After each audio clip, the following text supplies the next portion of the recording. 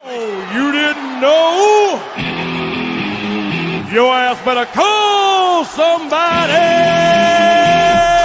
The energy revealed.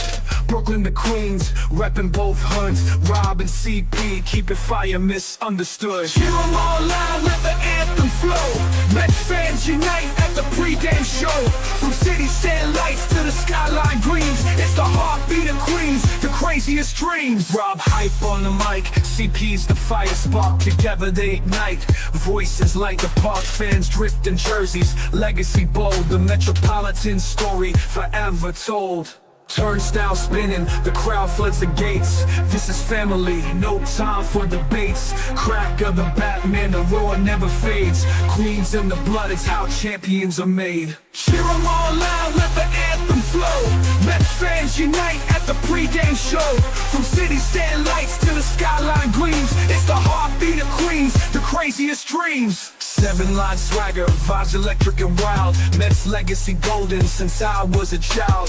Orange crushed skies, let the battle ignite. Ride for the home team till the last fight.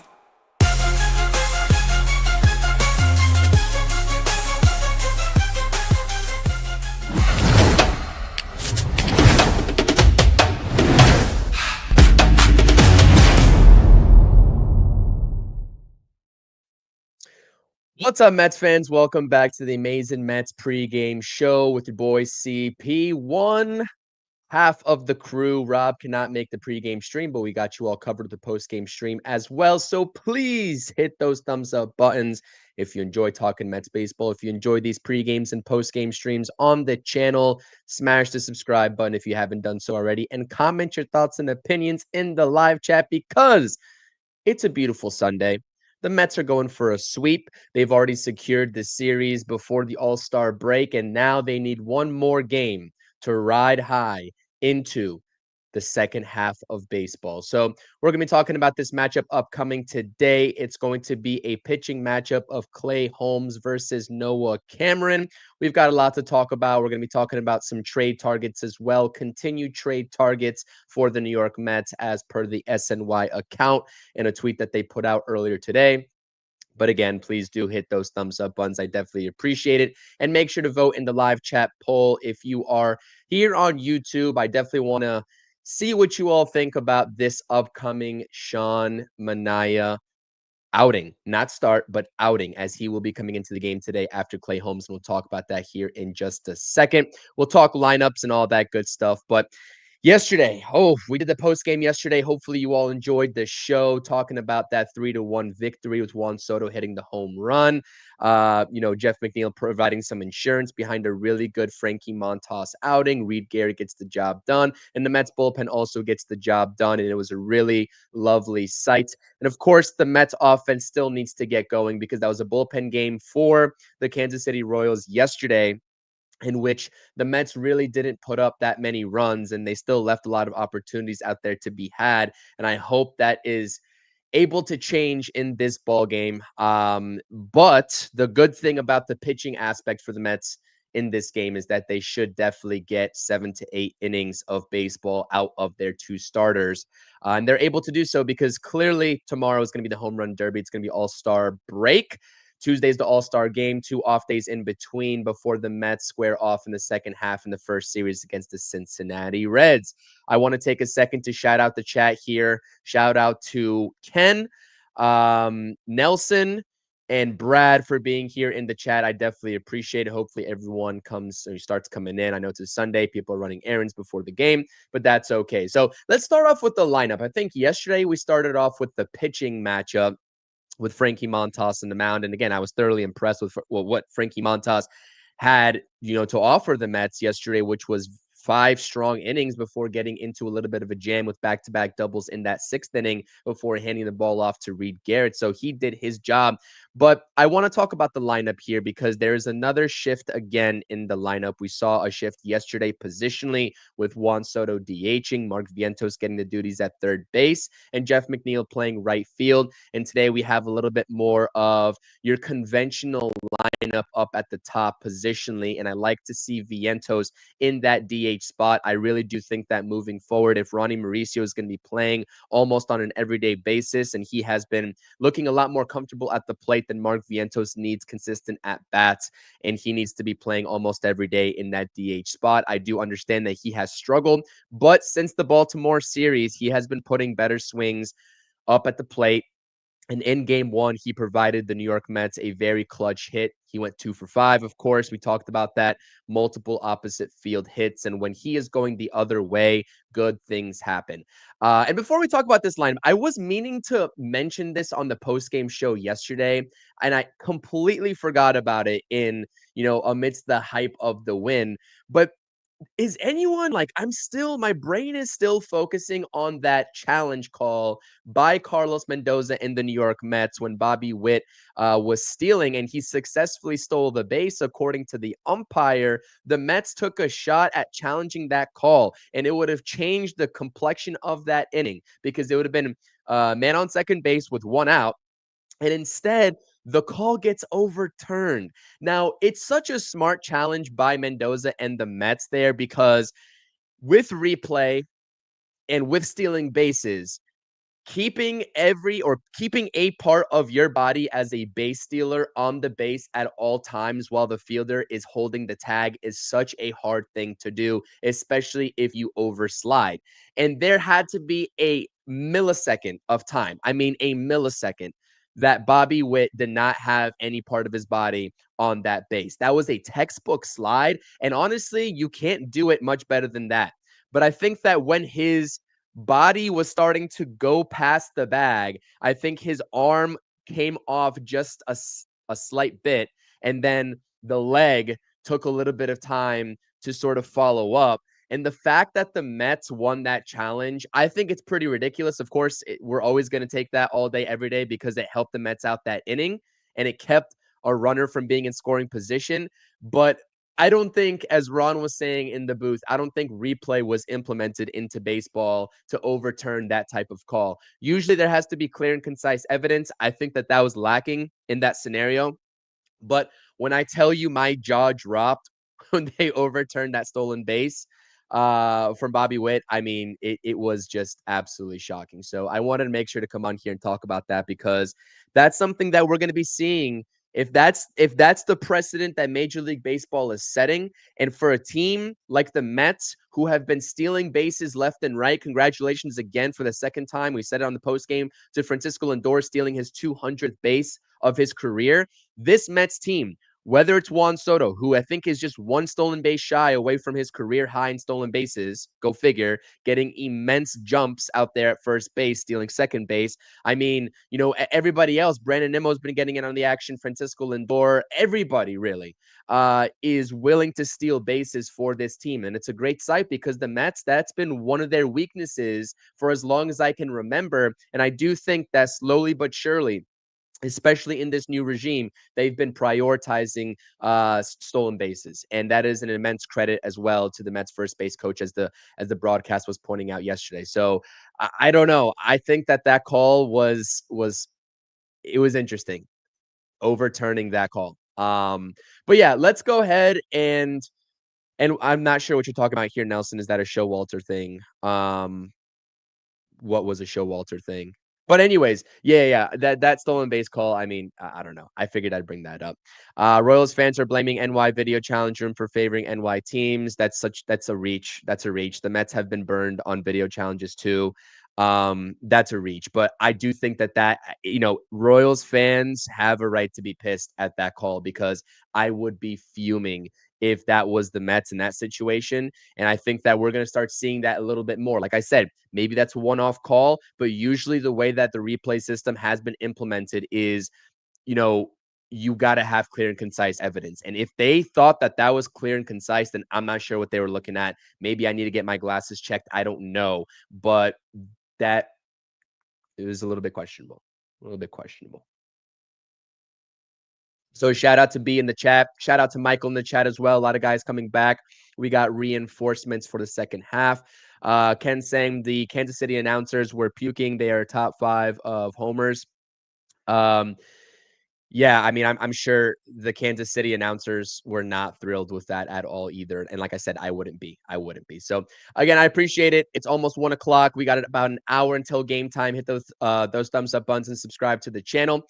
And hopefully you all enjoying the Mets content. So let's get back into the lineup here. Like I said, Lindor, Vientos, Soto. Vientos back in that 2 holes, very interesting. Again, I like him DHing, but I still like Vientos more in that 5-6 hole role in this lineup. I like Brandon Nimmo, and I understand why Mendoza, he's being consistent. He told Mets fans, right? And he told the media that if there's a lefty on the mound, we're going to go right or left, right, left. I guess it would be right, right, left here because Lindor's going to be batting from the right side leading off. So I guess that doesn't really make too much sense to me. But I still think that Brandon Nimmo is more comfortable in the top 2 spots of this lineup, whether it's leadoff. I know that he had not so much of a great game yesterday, but all in all, I think that he's been better in that leadoff spot. And even in the 2 hole, I think that Brandon Nimmo best fits those top 2 spots rather than 5 or 6. And today he is getting the duties behind Pete Alonso, batting in the 5 spot, playing left field. So Mauricio gets the start. He's batting in the 6th spot. Very interesting in the bottom half of this lineup. The Mets are going to have to find a way to get production from the bottom half of this lineup. They really are. Tyrone Taylor outside of the top 6, because like I said, Mauricio has been usually in that bottom of the lineup, but he has graduated, I guess, today into the 6th spot behind Nimmo. But Tyrone Taylor, Luis Torrens, Luis Angel Acuna. All 3 of these guys have been struggling immensely at the plate. I continue to have to talk about Luis Angel Acuna and the lack of approach at the plate. Use your speed, get on base, flip the lineup over. I came into this season saying that he would be the perfect candidate for a 9-hole hitter, and he's just been expanding the zone and trying to be something that he's not. He has power, but he's not going to hit for consistent power. Luis Angel Acuna, he's getting all these chances. The Mets brought him back up. Of course, he was going to get some spot starts. Of course, he was going to be late game defensive replacement. We've seen that ever since they DFA'd Jankowski and brought Acuna back up to save his minor league option. But you got to find a way to help your team win offensively for all 3 of these guys at the bottom of the order, because Tyrone Taylor has been, again, not good. He's been a liability offensively, and the Mets are committing to playing him almost on a everyday basis outside of a few spot starts for McNeil in center field. And if you're going to be a net zero guy on offense, it doesn't really matter at this point how good your defense is. It helps, of course, right?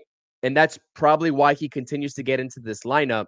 But with an offense that's already struggling as it is, again, the Mets got the win yesterday. Very happy about that. But I'm still not happy with the way that this offense is rolling, because they should be putting up more runs against a team that threw a lot of bullpen guys yesterday. And it's been a consistent thing with the Mets offense struggling with runners in scoring position. So the bottom of this lineup is going to have to find a way to help the guys at the top. And that's just what it is. And right now, with the way things are going, Luis Torrens, Tyrone Taylor, and Luis Angel Acuna, we'll see how they do today. But they do not inspire the most confidence from me when I see this lineup on paper for the New York Mets going into this game starting at 2:00. So that's the lineup. Let's talk a little bit about the pitching matchup. Clay Holmes versus Noah Cameron. I mean, I said everything that I needed to say on the streams, when the Mets were playing the Orioles about Clay Holmes. Clay Holmes has this tendency to just hit a wall after the 5th inning. And going into the 6th inning, that's when he starts to struggle. Now, that's okay today, because I think we're only going to see 5 innings max out of him, because Sean Manaea is going to need to come into this ball game and get a couple of innings of work, whether it's 1, 2, 3, or maybe even 4. I don't think Manaea is going to touch 4 innings. I think 3 innings would be his max, depending on how efficient he is. But Clay Holmes, very solid first half. I like what we've been seeing from Clay Holmes, making that transition back into a starter. But in the second half, the Mets are going to have to get some more production later in the ball game from Clay Holmes, because that is just going to eat away at the bullpen when you have a guy that's going to consistently give you 4 2/3 or 5 innings max, and then kind of fall apart in that 6th inning like we saw in Baltimore. So that's what I got to say about Clay Holmes. And I genuinely think I would love to see this rotation get to a spot at this deadline, health wise and trade wise, to maybe push Clay Holmes into the bullpen at a certain point in the second half. I just don't see them getting there. I don't see them getting there. So I think that Clay Holmes is going to be a starter for the majority, if not this whole entire season going into the playoffs. And we'll see if he fizzles out, not having thrown that many innings in a good while in his career. But on the opposite side of things, this is going to be a tough test for the Mets offense. Noah Cameron, 4, and I have the Tampa Bay Rays logo next to Noah Cameron, so I do apologize about that. Of course, they're playing the Royals, not the Rays. Noah Cameron's having a really good season. I think it's a 2.56 ERA for Noah Cameron. He's primarily a very well-balanced junk baller. He throws 92 miles per hour with his four-seam fastball, and he's one of those finesse type of pitchers, right? He has a very even distribution with all of his off-speed pitches. His primary put-away pitch that he gets a lot of swings and misses with is his changeup, and that's his preferred, I guess, quote-unquote, preferred pitch, but he's got a curveball that does wonders for him, and he's also got a slider as well. So the Mets lineup are gonna have to anticipate the off-speed pitch. And I know that we always say look fastball and adjust off speed. That approach should not change even with a junk baller like this, right? Because at the end of the day, it's easier to look fastball and adjust off speed when the guy's throwing slower than you're usually used to. Again, Noah Cameron's not going to blow this lineup away, or should not be blowing this lineup away with the fastball. If you see this Mets lineup absolutely late and swinging through fastballs that are over the heart of the plate today, I'm sure we'll see a couple. It's because they're looking off speed and then trying to adjust fastball. And a 92 mile per hour pitch, if that's your approach, is going to look like 95, 96. I can guarantee you. So time and time again, Rob and I always say this: look fastball, adjust off speed. That's the approach, especially with this type of pitcher. Especially with this type of pitcher. It's not going to be an easy task. Let's look at the Savant page one more time so I can give you the percentages of all his pitches. Noah Cameron Savant. Again, you all can follow along here if you want to go on the Savant page yourself. I wish I could share my screen. I could if I really wanted to, but I'm not going to fumble around StreamYard here because StreamYard has been glitching, and that's just going to make the computer slower at some point, I would imagine, and their system slower. I don't think it's my computer. It's all StreamYard's fault. It's all StreamYard's fault. Okay, look at this. Four-seam fastball. I'll actually put this I'll put this link in the chat for you all if you want to click on it. For those of you all who don't usually follow the Savant page, it's a really good tool. It's not the end-all be-all. There's a lot of advanced analytics with this that maybe some people are not interested in, but I think it's a good baseline to just get a feel for what type of pitcher the lineup is going up against. So there's the Baseball Savant page for Noah Cameron. I tossed it in the chat. And let me just take a look at the live chat poll. 19 votes. Keep voting. A lot of you all think that Sean Manaea is going to go 4 innings today. That's very shocking to me. 68% are saying 4 innings. I'm thinking 3 max out of Sean Manaea. You get 5 innings, solid innings out of Clay Holmes. Hopefully he's able to provide that. You go 3 with Sean Manaea, and then you hand it off to Edwin Diaz if the game is close. I think that's a really good plan. Of course, nothing ever works that perfect for the New York Mets, so we'll see if Clay Holmes is able to go 5. Maybe he goes 4. Maybe Sean Manaea goes 3, and then you'll have to have an 8th and a 9th inning guy. I don't want to see Ryan Stanek today. I'm sorry. I'm not in the mood to ruin my Sunday by watching Ryan Stanek attempt to pitch. I do not want to see that. So glad that we didn't see Ryan Stanek in a close ball game. That's very telling, by the way. And I didn't mention this in the post game yesterday because winning was on my mind. It's very telling to me that the Mets did not go to Ryan Stanek at all in yesterday's ball game. When we talk about Mendoza's circle of trust, if Mendoza trusted Ryan Stanek, then he would have been in that ball game. But that tells me clearly that Mendoza is making adjustments, and he did not trust Ryan Stanek in that game. And he trusted a guy like Davinsky more than Ryan Stanek. That's Mendoza making adjustments. But back to Noah Cameron, four-seamer 28.7% of the time. Again, when you talk about, four-seam fastballs or even sinkers, like for a starter, a lot of the time you'll see that's 30 to 40% of the arsenal. But for Noah Cameron, it's 28.7 because he utilizes the changeup 19.8% of the time, the cutter 17.3% of the time, the slider 17.3% of the time, and the curveball at 17% of the time. A very even distribution. Very good pitcher. Very good pitcher. The Mets lineup is going to have their hands full. But Sean Manaea is back. Sean Manaea is back. I don't know what to expect out of Sean Manaea. First, you had the oblique injury, and Sean Manaea should have already been back, right? He should have had a start before this one, but he obviously got set back due to the loose bodies in his elbow.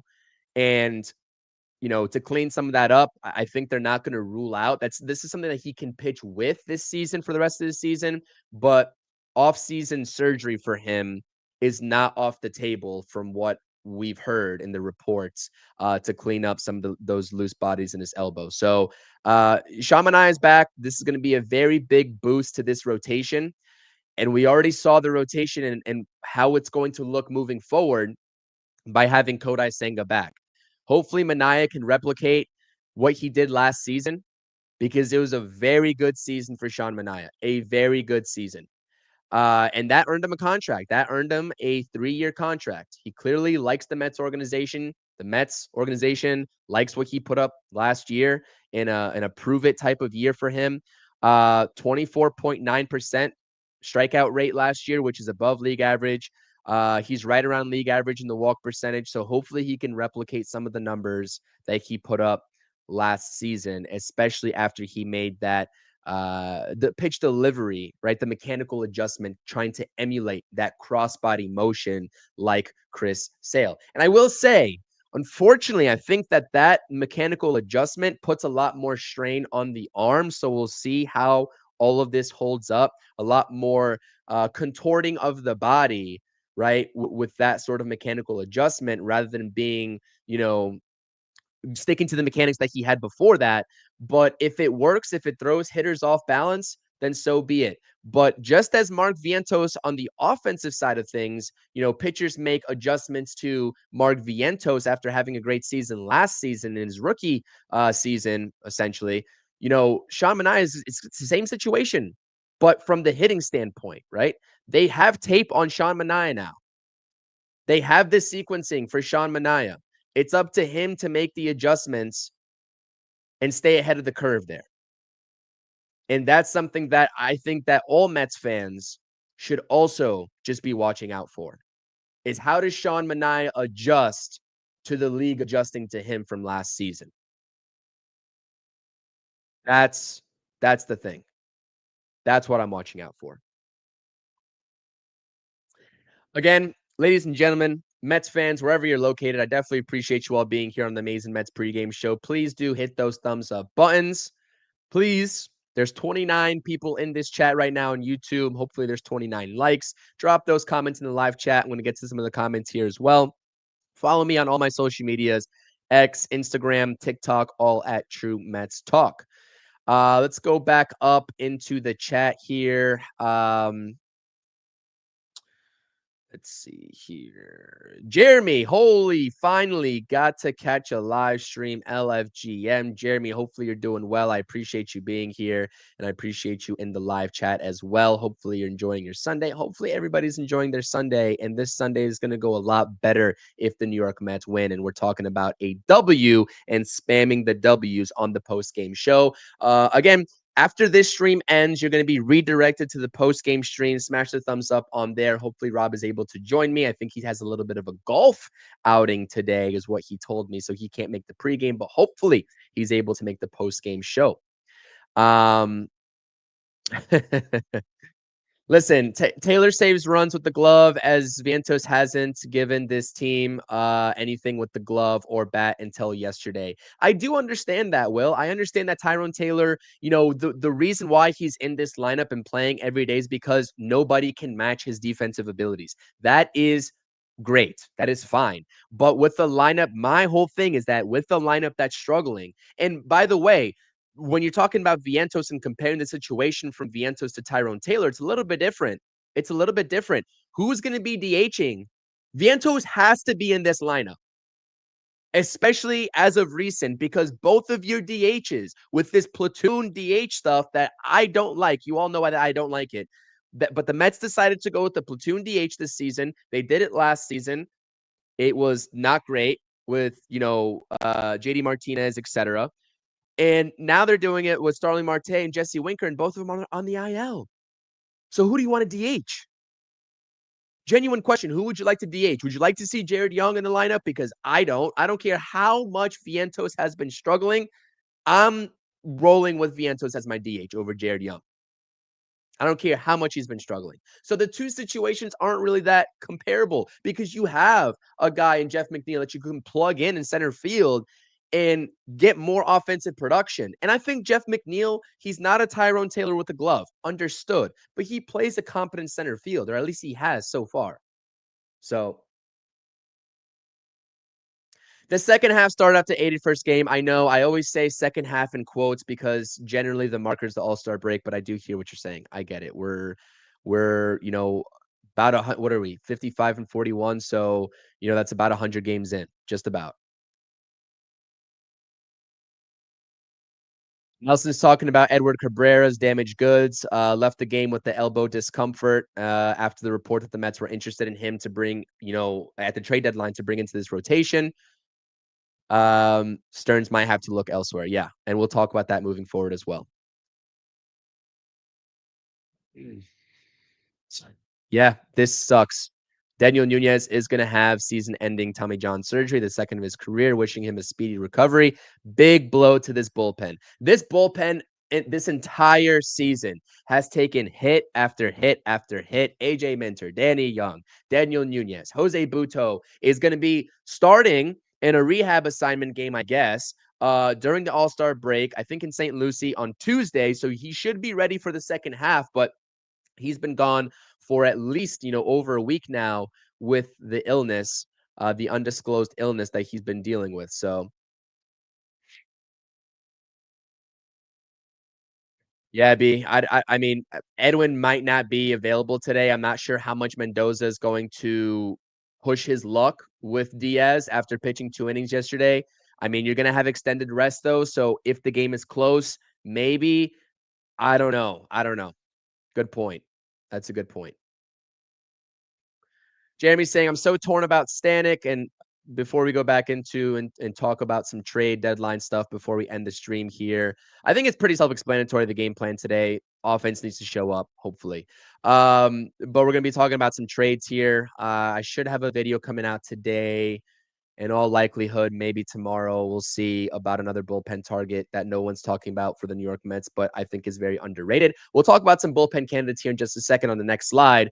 But let's talk some comments here.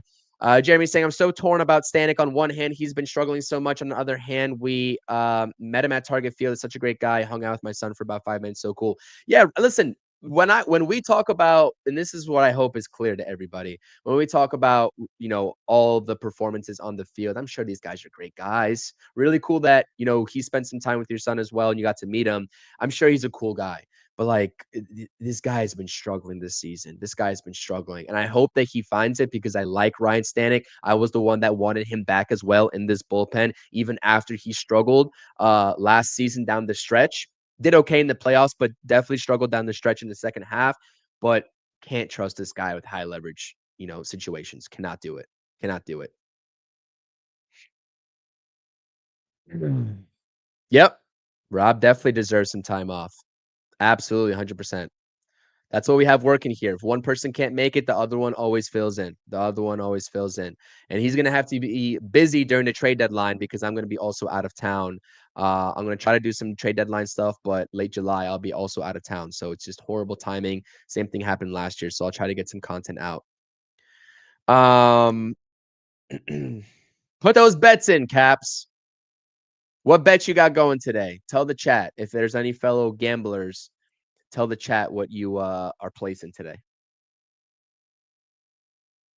You are right. The Mets did overtake the Phillies yesterday after they lost the second game to the Padres. Padres took the first two of that series. So they're helping the Mets out a little bit. The Mets are now half game up. It's going to be a seesaw. Like it's the Mets are going to get overtaken. That they'll overtake the Phillies. It's going to be neck and neck. So I don't think any one of these teams is going to run away with the division. I don't think so. I don't think so. Christopher's asking, what bats would you hunt for at the deadline or pitching? And I talked about the bullpen. I've talked about a lot of targets. I've talked about starting pitching. Just to name a few, if you missed all the videos on my channel, the links that I have talking about the trade deadline, because it's already started on my channel, is going to be in the description down below. I've talked about Kyle Finnegan, right? I've talked about Mitch Keller. I've talked about Seth Lugo. I've talked about Luis Severino. We talked about Edward Cabrera, and that was before I made that video before he went down with an injury and got taken out of the game with elbow discomfort. But there was a report that the Mets and the Cubs were highly interested in trading for a Marlins pitcher not named Sandy Alcantara and Edward Cabrera. So, but I'll continue to talk about trade deadline targets. We're going to talk about some here in just a second. Actually, let's just transition into that.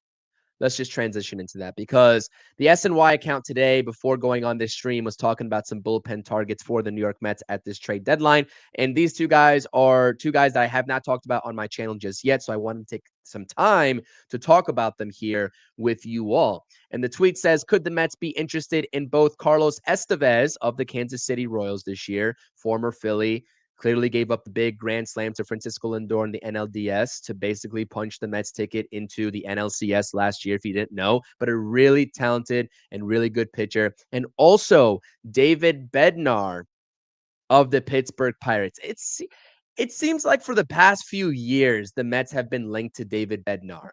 And the only reason I think no team has made the move for him is because, he's been struggling, or he did struggle, and he's having a really nice bounce back season. Bednar is for the Pirates, and that Pirates organization is in shambles. It's in shambles. I feel bad for their fans. And of course, they swept the Mets while I was in attendance and while Rob was in attendance, but they are just a bad organization. And I think it starts with their owner, really. But David Bednar is pitching to the tune of a 2.61 ERA. Walks and hits per innings pitch is at 1.12, just about 1.13. He's having a really solid season. And he was an all-star in both 2022 and 2023. But last year, he had an abysmal year. I mean, nothing could go right for David Bednar last year. 5.77 ERA. It was just a season to forget for him. And I think that's why a lot of teams were, because keep in mind, Bednar, there's a lot of rumors about maybe him moving at the deadline last year, but I don't think any team wanted to take the chance on him, especially in any high leverage situations, because he's supposed to be a back into the bullpen guy, and he wasn't that last year. The Pirates actually optioned him at one point because he was struggling so much. But a really good season this season. 7-year career thus far. He's got really good numbers. I would be interested in trading with the Pirates. I think that they are open for business, and I think that I would like that to be one of the Mets trade partners. Not just for Bednar. Again, I'll be making a video about one of his teammates in the bullpen, former New York Met. I'm sure that gives it away now. I was talking a little bit about it yesterday with Zach, but they've got a lot of pieces that could help a lot of teams, including the Mets. Mitch Keller, Bednar, another bullpen piece. I mean, I think some teams are going to be calling about Ke'Bryan Hayes, I would imagine, if, teams don't land Eugenio Suarez. But, yeah, Bednar is a good option. But I like Carlos Estevez, too. And former Angel, let's look up some of Carlos Estevez's number. Former Angel, former Philly in the second half of last year before he got a nice contract with the Royals, and the Royals are going to be in a position to sell, I would imagine, as well. Their season is going to shambles. Really struggled in a Phillies uniform last season, though, I will say. I mean, he pitched to a 2.57 ERA, but he just was not good in the playoffs.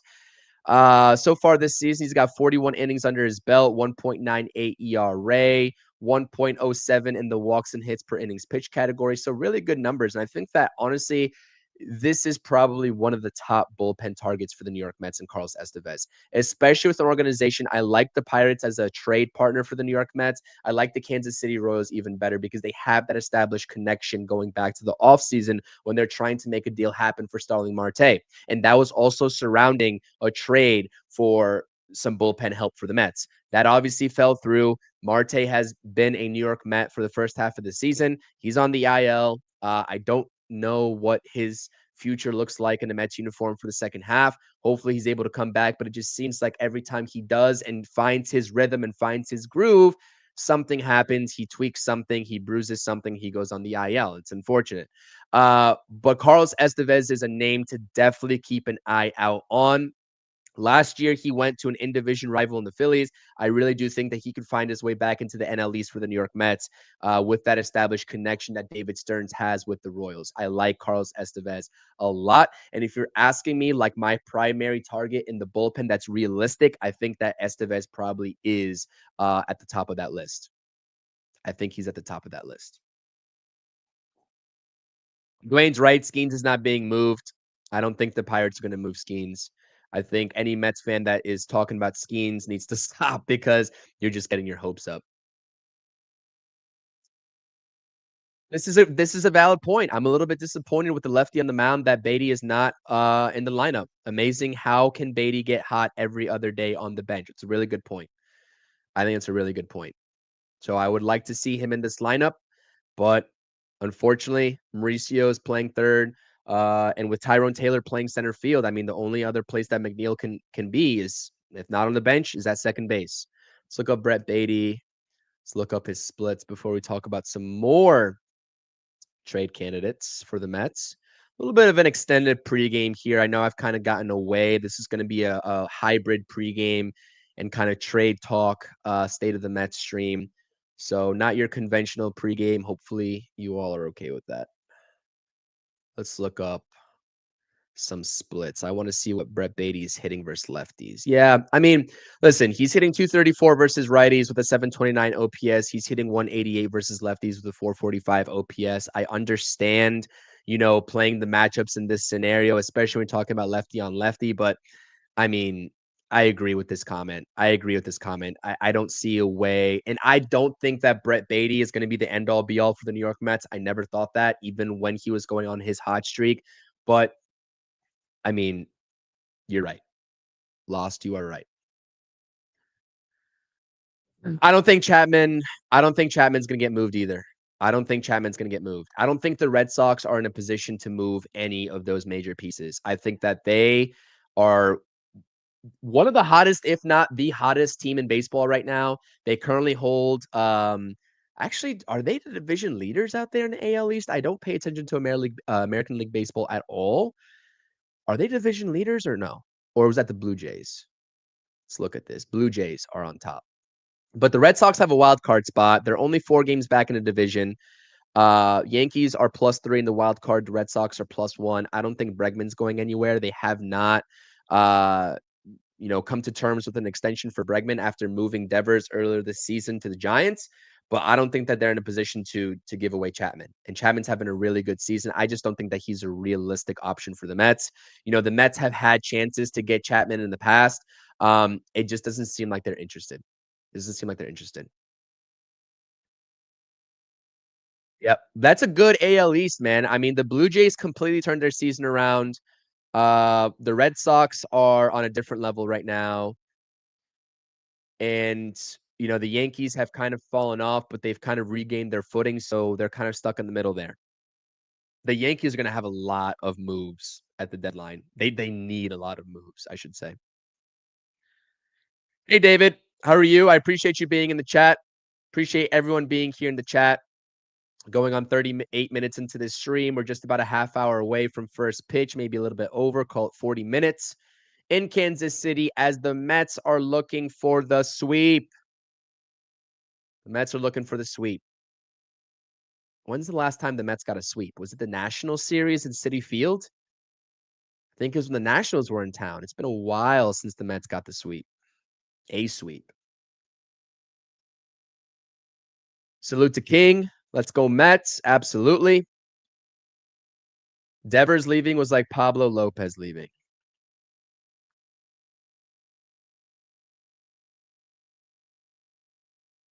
Shout out to Patrick in the chat. I'm reading you guys' chat comments right now.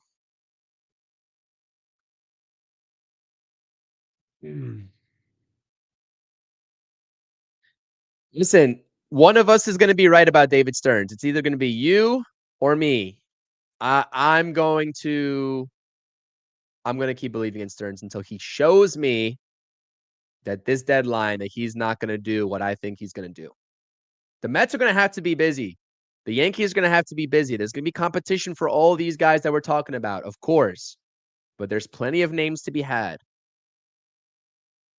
Let's talk about some more candidates because this was a report from Bob Nightingale earlier today as well, talking about the Diamondbacks who are on a slide. They're kind like we talked about on the stream yesterday with Zach. They're an organization that's kind of like hanging around, I guess, but they know, I think we all know that in a stacked NL West, they're not going to come out on top there. They can still sneak into a wild card spot, I would imagine. But they need a serious retooling, and the Corbin Burns injury earlier this season definitely did not help them as one, part of their, I guess, offseason moves. Headlining their offseason was Corbin Burns. So the Diamondbacks, according to Bob Nightingale, are open to business or open for business, I should say. Merrill Kelly, Eugenio Suarez, Naylor, right? I mean, all these guys. Looking up Merrill Kelly's stats right now. 3.41 ERA, right? 19 games started, 111 innings pitched. Good pitcher. Doesn't walk many hitters.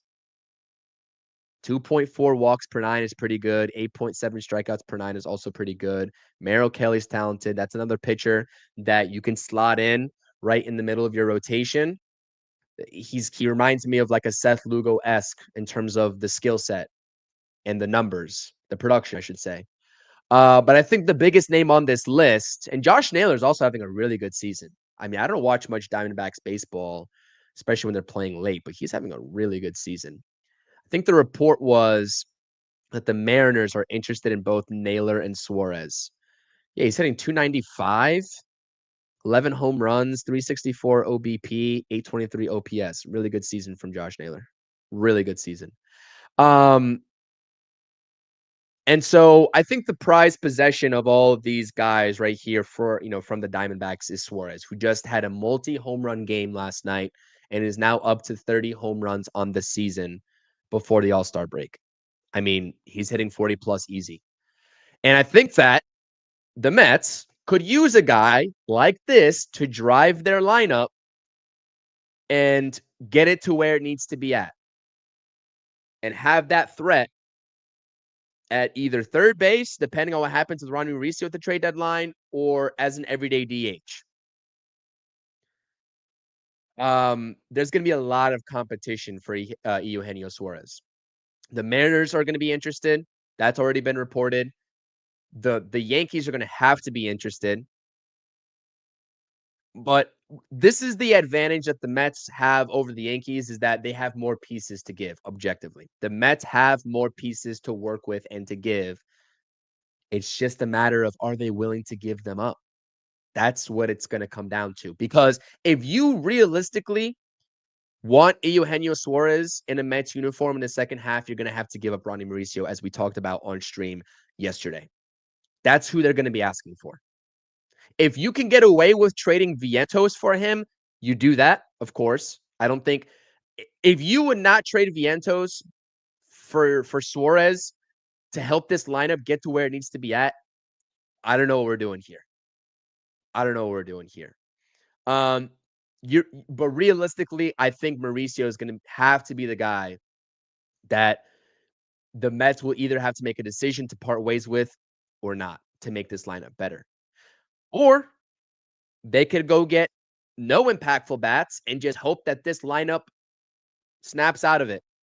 Because what the production that they've been going through, or lack thereof, with runners in scoring position, I'm not sure if there's an end in sight without upgrading this offense. Because it's been brutal. It's been brutal. So Dolo saying Cashman will get Suarez for a bag of balls. Cashman does have this ability to just with no pieces or minimal pieces, especially compared to the competition, especially getting Devin Williams in that trade as well, in the offseason. I don't know how he does it, but David Stearns is going to have to roll up his sleeves and decide if he wants this team to be a true championship contender or not.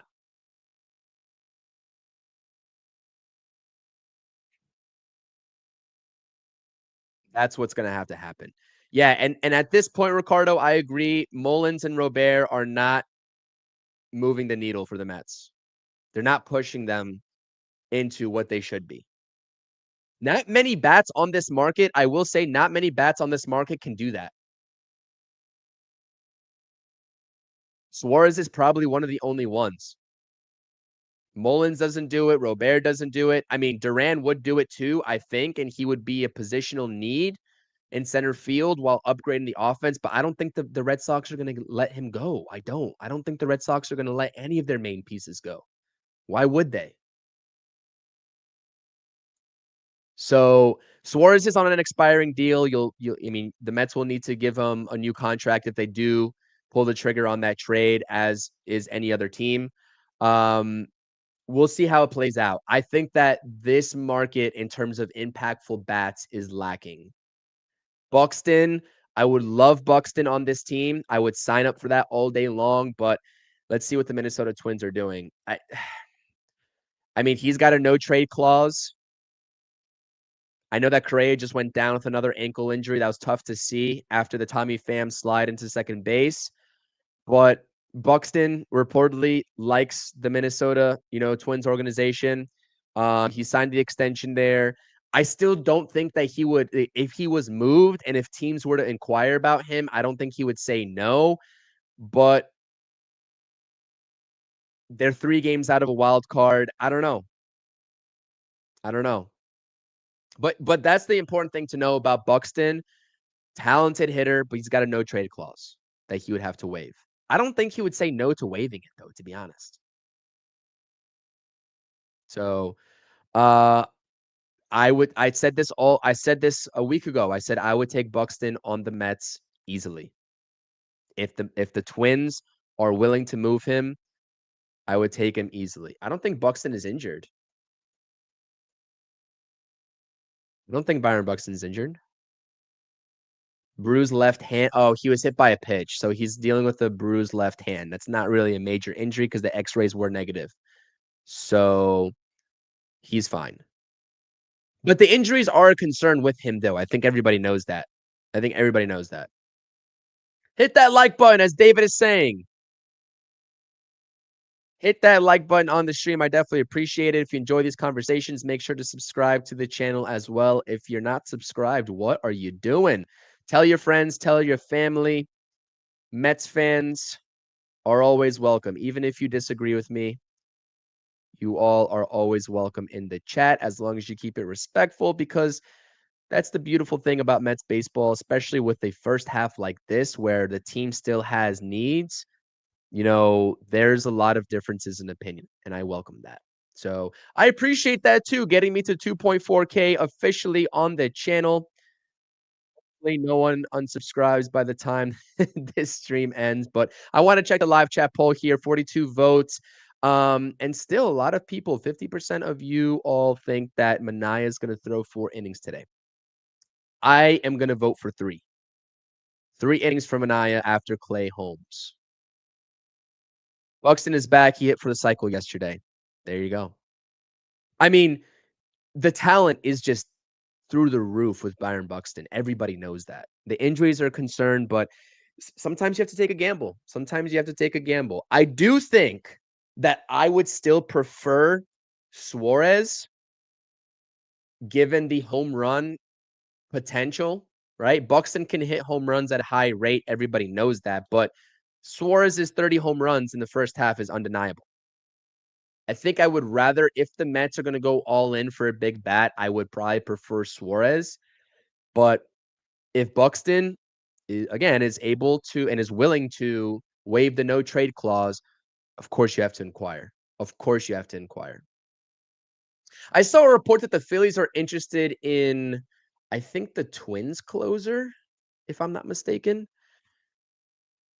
Johan Duran. Let's see what his numbers are looking like.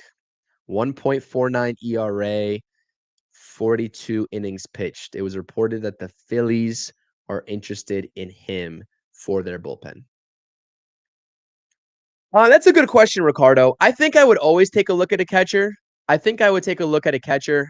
We don't know what the status is of Francisco Alvarez and how the Mets view view Alvarez. I mean, he's his power is back in AAA, you could say. I think he has 5 home runs since being sent down, but he's still batting like what 190, 200 down in AAA. I mean, it's not good. And we always say to Francisco Alvarez at the major league level, we don't need him to bat 230, 240, 250. If he bats 220 with 25 bombs, like that's fine at this point, but he's not producing power wise at the major league level.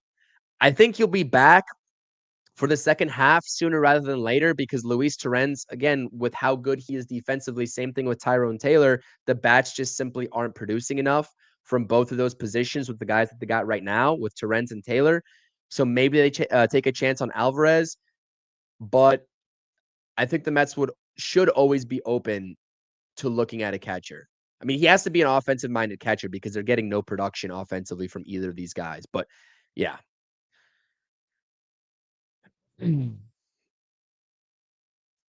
Listen, if you had to ask me who I'm keeping between Mauricio and Vientos, I'm going to tell you Mauricio because of the defensive upside and because his power potential is just as equal as Mark Vientos. I understand that. It's not insane though. And this is the thing. It's just like, what are we doing here? Do we think Ronnie Mauricio is going to turn it up to a level this season? Yes, he could probably do it soon in his career, but this season, to get this lineup to where they need to be at? I don't think so.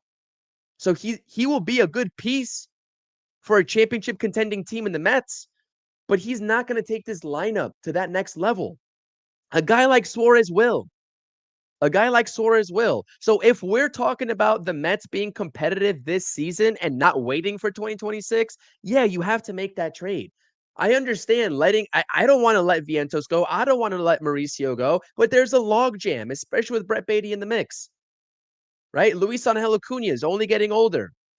Beatty, Mauricio, and Vientos, how old are they? They're 23, 24, 25 years old almost. They're not prospects anymore. They need to produce. That's my line of thinking.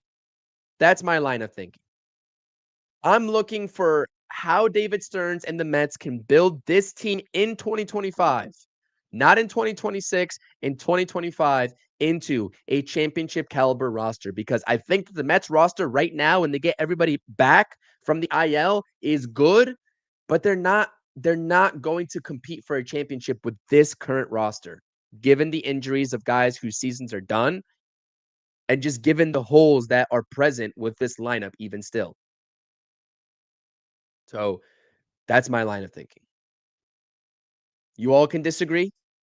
There's certain guys in this organization that the Mets probably aren't going to want to trade, probably more so on the pitching side, like Nolan McLean, Jonah Tong, maybe Brandon Sproat.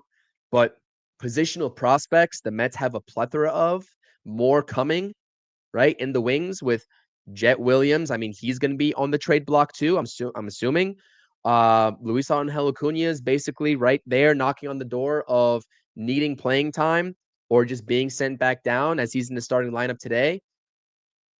Drew Gilbert, Benj will make his way up to AAA sooner than we think. I think he's killing it. So there's a logjam. Stuff has to happen. This team is weak offensively. And this was supposed to be their strong suit. The offense was supposed to be their strong suit. And it hasn't been. Objectively, the pitching, even though it's fizzled out a little bit, has carried this offense for the majority of the first half. I hope that changes in the second half because this team was built on its offense. So we need to see that happen. But yeah, game 3 starting up in just about 25 minutes or so, 2 p.m. Eastern Standard Time. Going for the sweep, Clay Holmes on the mound, followed by Sean Manaea going up against Noah Cameron and the Kansas City Royals. Lot of trade rumors, speculation. Is this guy available? Is he not available? We'll find out in the next couple of weeks. Stay tuned for more streams. We're going to do some trade deadline themed streams now that the All-Star break is ramping up as we get more reports to talk about. And we'll have you all covered with the latest rumors, the latest trade targets, all that fun stuff. Of course, there's going to be a lot of hypotheticals until a move actually happens. But as you all know, historically speaking, with this trade deadline, a lot of stuff happens later on when you get closer. I'm talking about, 25th, 26th, 27th, all the way up until the actual deadline instead of, 2.5 weeks before it. Lewis saying Suarez's strikeout rate is a concern, particularly considering his age of 34, which suggests he is nearing the end of his peak performance years. Right. And that's what I was saying is that he's a free agent, I believe, after this season. So he's going to be a rental, but we're talking about competing this season. And I understand, giving up talented players, whether they're MLB ready, like Vientos and Mauricio, or prospects that are talented, is always a concern for Mets fans for a rental, especially. David Stearns has shown in most of the trades that he's made, especially in the offseason, right? I mean, Tyrone Taylor, Jose Siri even, and the list goes on and on and on.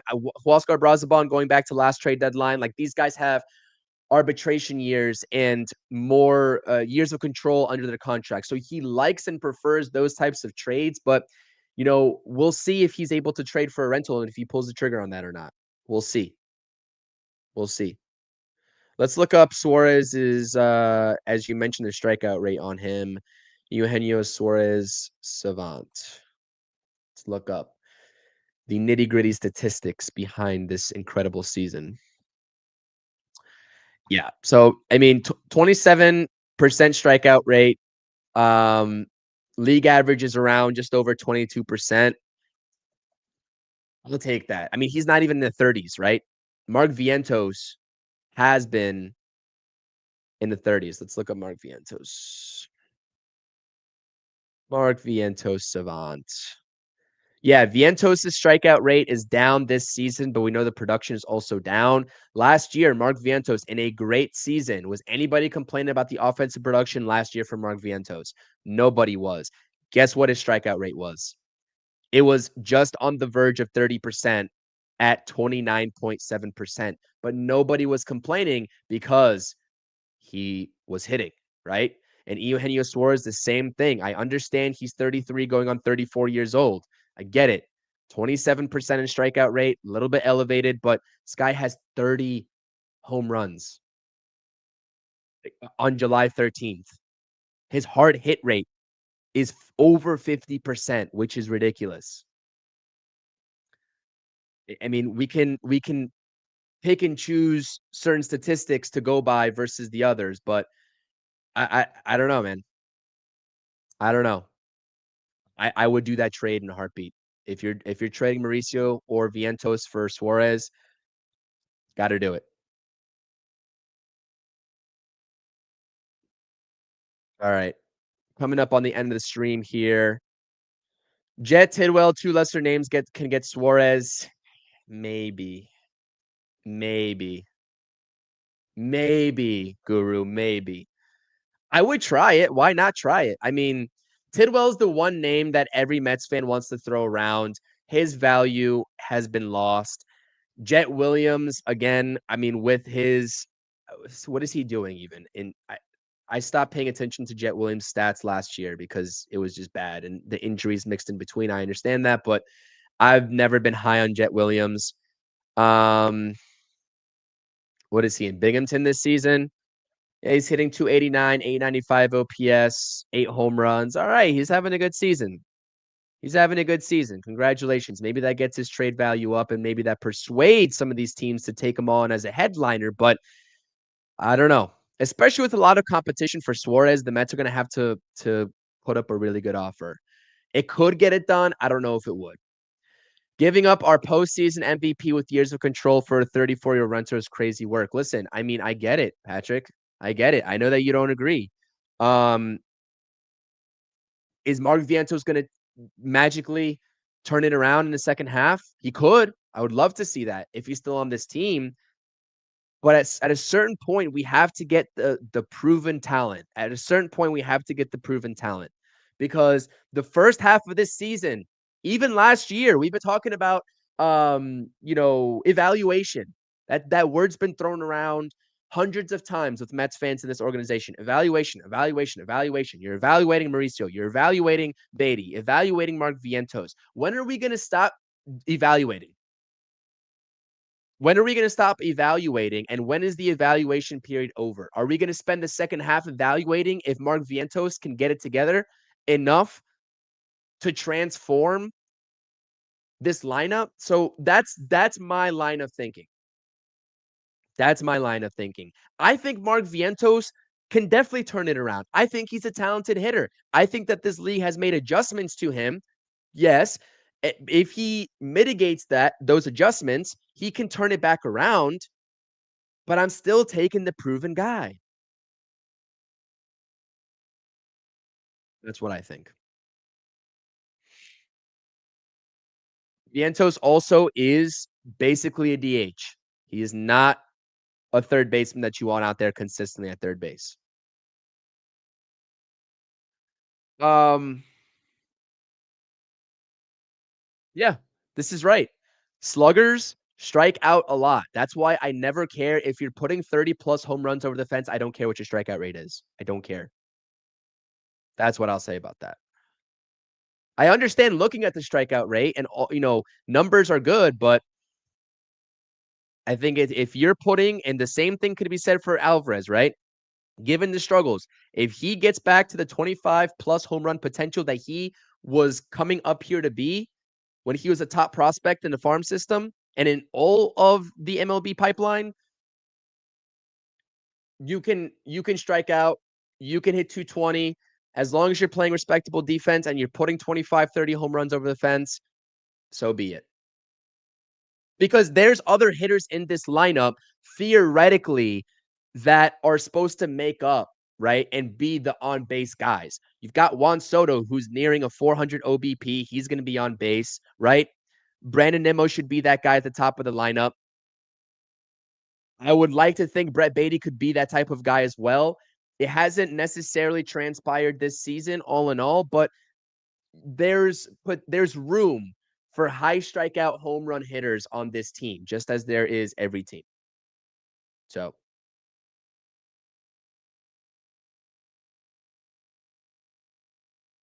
yeah, Nimmo's is starting to become less of an OBP guy. What is Nimmo's OBP at? We're doing a whole bunch of statistics today. I love it. I love it. Nimmo's OBP is 322. Yeah, that's around league average. His OBP used to be like 350, 360, 370. So he's definitely transitioning into less of an OBP guy, which I don't like. Hopefully he can get that back up. But there's other guys that should be getting on base consistently. So that's going to wrap it up for me. This was the Amazing Mets pre-game stream. Again, hit those thumbs up and subscribe buttons if you enjoyed these conversations.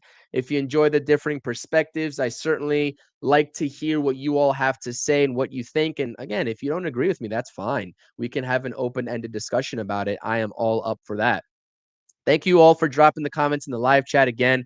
If you know any friends or family that love New York Mets baseball, tell them about the channel, tell them about the streams, and have them join the community and this Mets family that we have here for these streams with Rob and myself. So I definitely appreciate it. Go get the sweep. Go get the sweep. Again, you'll be redirected to the post-game stream after this stream ends. Make sure to smash the subscribe and thumbs up buttons over there on that stream as well. Definitely appreciate it. And we'll see you all after game 3, hopefully talking about a sweep. And yeah, I definitely appreciate it. Thank you all so much. That's going to do it for me. Let's go Mets. Let's go Clay Holmes. Let's go Sean Manaea. And look how beautiful. I got to bring it up one more time. Look how beautiful this picture is. That is awesome, Mets fans. 8 more years of this duo, at least. And we got 14 more years, 14 and a half more years of the guy on the right. Love to see it. Love to see it. Let's go Mets. See you all after game 3. Peace.